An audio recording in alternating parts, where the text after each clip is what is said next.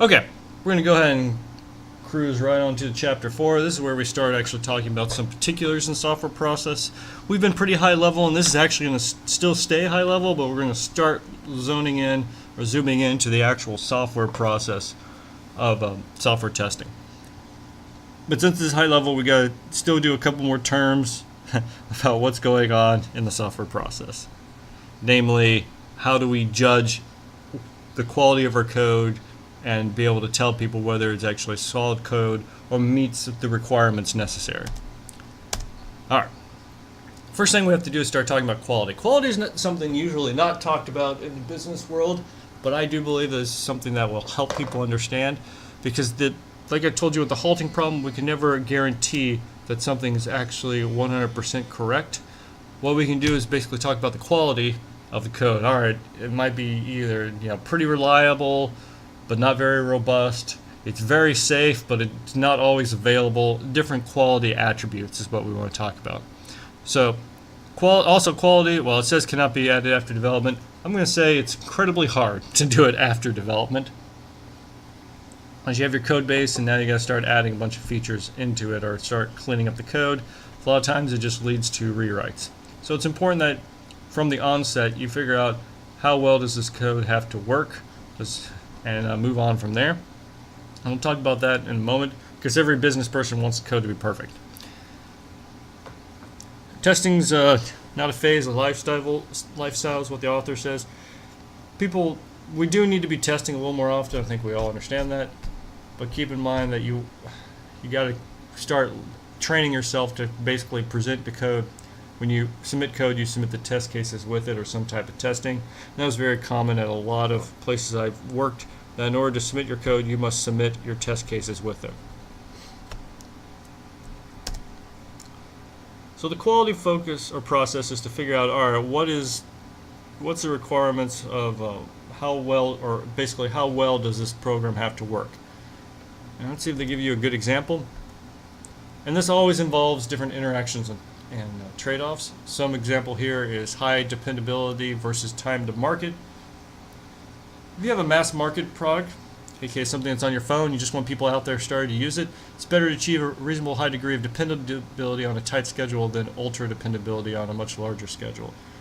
aka it's better that you get it out on the phone. If your app crashes every once in a while, no big deal. They'll just reboot their phones. I mean, it annoys your users a little. I'm sure you may lose a couple, but if you shaves off a year or two, that's probably worth it. On the other hand, if your piece of software is, keeping someone's heart beating, then it's probably a little more important that that piece of software is very dependable. So you want to have a longer schedule and do a lot more testing than if you just had a short schedule. And that's also very important. So what I'm talking about here is there's always a trade-off of your quality, because the higher quality becomes, the more testing that's required, and of course that decreases your time to market. Very common attribute or problems in the business world. A couple more things. Completeness. Does it basically complete or have all the features that you want without faults? Timeliness. Faults are detected at the highest leverage, aka earliest possible. So you want your testing to be something that you detect early. If a problem is with the specification, you don't want to find that out when you deliver the product to the user. And everything's going to be talking about cost. They will always ask you, well, how much is it going to cost? And you have to, this is unfortunately something that engineers were not too good at gauging at first. Hopefully the company that you're working for will actually have someone come in and help you figure out how much it's going to cost. If not, we do just keep in mind that cost is always a problem inside the business world. And usually cost versus effectiveness are there a trade-off between one and another. Alright, planning and monitoring. You always want to plan things. We're terrible at planning here, but it's best to actually plan before you get started. And it's integral to testing the quality of your software as you're planning. And then after you plan it, you want to have some mechanism to monitor it to make sure you're meeting the plan. The whole point of planning and monitoring is going back to the timeliness. You want to detect these faults as early as possible, because the earlier you detect the faults, the easier it will be to fix them. Process visibility. We talked about visibility earlier. This is the same thing. Business people just want to know how far along you are. Maybe keep something in track in Jira about your progress. Are we on schedule? How far are we behind? Also, quality is also something they want to know visibility-wise. Have we gotten all the test cases in? How confident are we in our software? What's the quality level? So you want to have some mechanism to provide that visibility. Agile Scrum is pretty popular right now. DevOps is coming in as well. So strategy, companies or project-wide standards must be satisfied. So whenever you have a strategy, that document is talking a little more high level. It's the very high level. It's usually what it is you wish to accomplish, and that's usually a good document to have. It documents what must be produced. So this document may be qualitative in that it just states we want to have a very high dependability. And that would be something with medical, or if we're going back to the app, you could say something along the lines of, we'd prefer high dependability, but it's more important in our time to market, so low dependability will be accepted if it significantly reduces the time to market. Something along those lines. After your strategy comes the plan, where you actually sit down, you take, okay, we have these different time to market. All right, unfortunately doing a full test suite would take too long, so we're going to cut down that test to basically some unit tests and maybe some subsystem tests, and a quick user test. And then that would be to satisfy, that would be our actual plan in that case. A lot of things go into it. Schedule constraints, pass-fail criteria, what needs to be delivered. But the plan is actually the document that specifies how we're going to meet our strategy.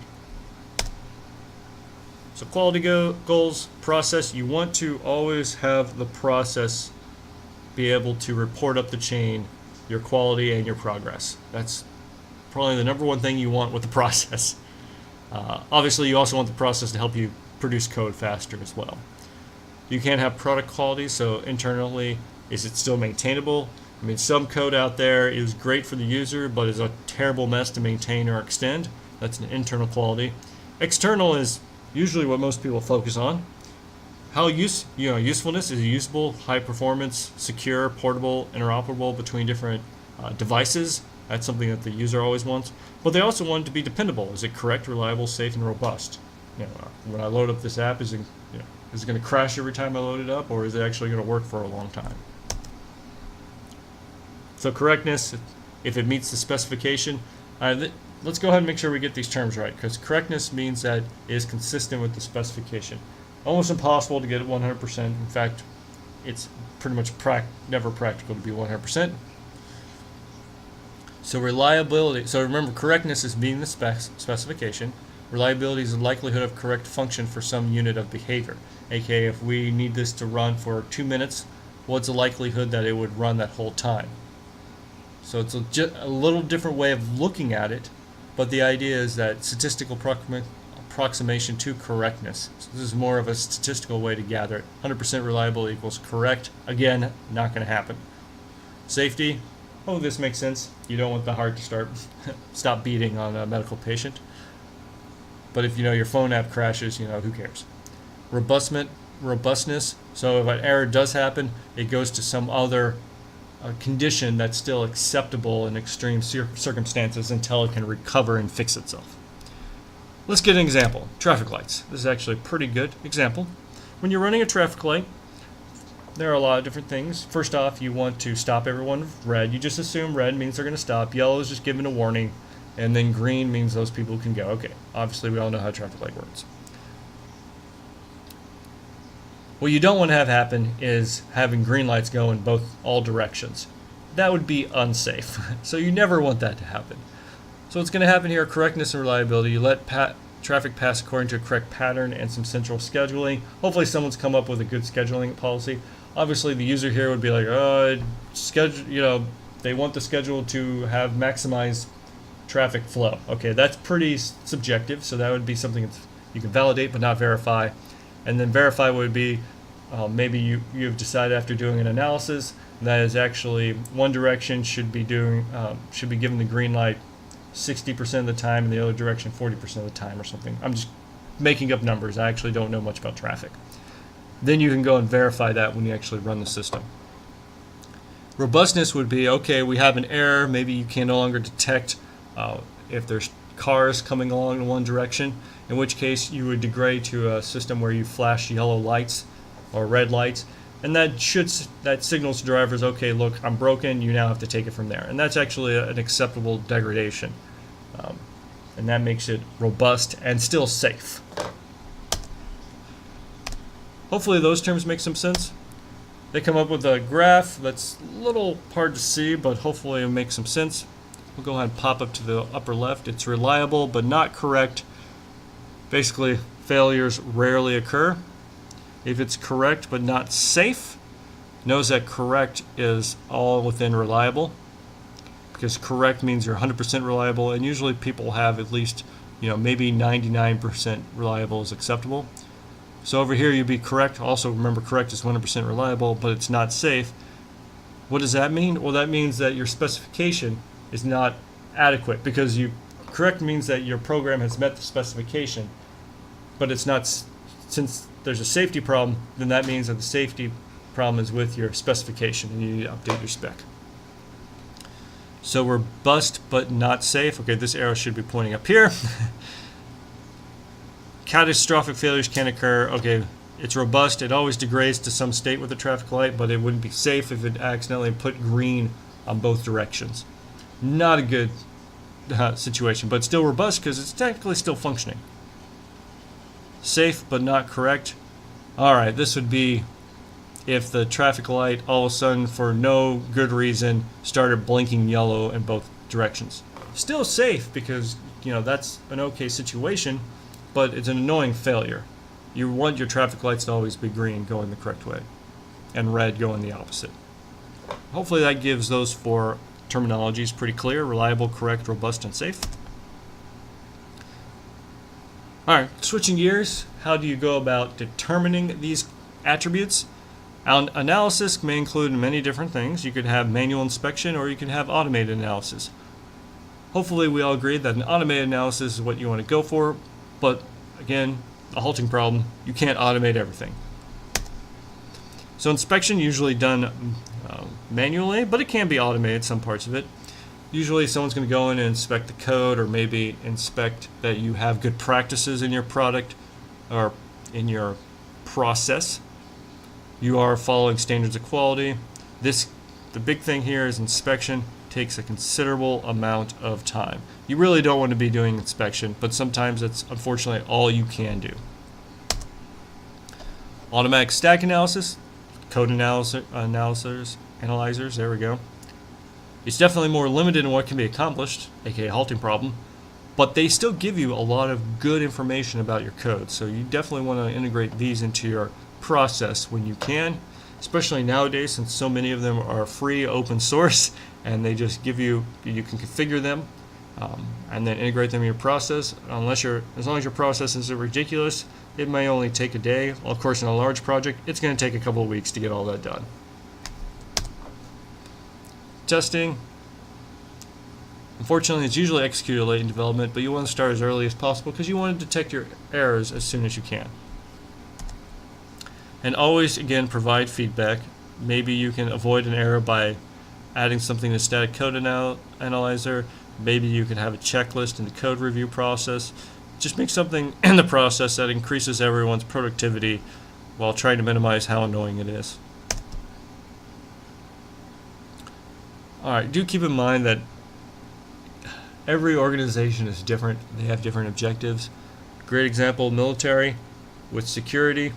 They only care that no one can find the information, so they really only care about confidentiality. If you're not able to access it, they're actually okay with that, because they usually have secrets that would be catastrophically bad for the U.S. government, so they are very concerned about preventing unauthorized access. While on the other hand, a lot of businesses like Google, they want to keep their information confidential, but they also want to make sure that they're developing the latest products and get it out there as soon as possible, so they will deal with a little less on the confidentiality side, and they want more and more availability.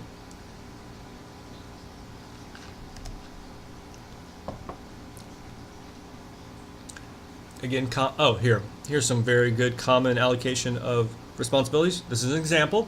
We'll be going through some of these later on. Unit testing, usually done by the development team.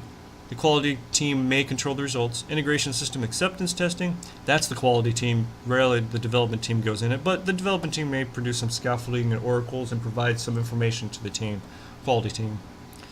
Inspection and walkthrough, probably both the quality team and the programmers are going to do that. Regression testing, a lot of times that's okay. If you have a separate maintenance team, they'll be doing that, but it's very common for the development team to be working on that.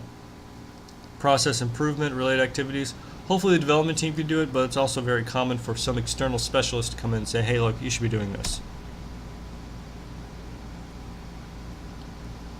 Let's see, allocation responsibility. Okay, here's a case.